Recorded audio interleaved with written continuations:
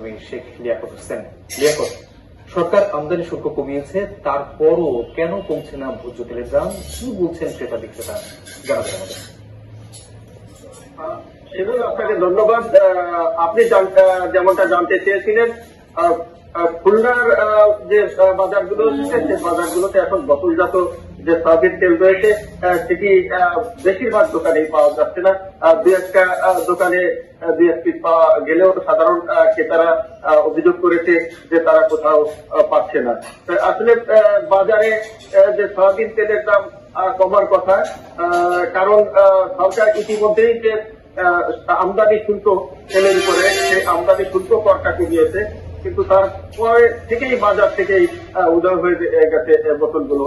এর পিছনে সাধারণ ক্রেতারা অভিযোগ করছে যে ব্যবসায়ীদের কাজ সাজিয়ে এটি অবশ্যই। তবে বাজারে আমি অনেক বাজার ঘুরেছি এবং সেখানে রয়েছে খোলা সয়াবিন তেল।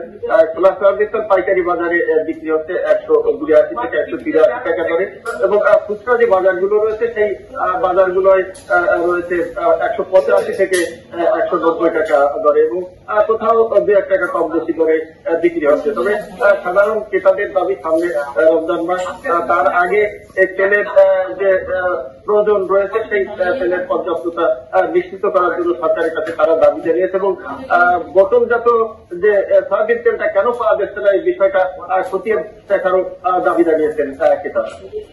শিবুল, একদিকে খুলনা থেকে ভোজ্য তেল সয়াবিনের সবশেষ তথ্য। লিয়াকত, আপনাকে ধন্যবাদ।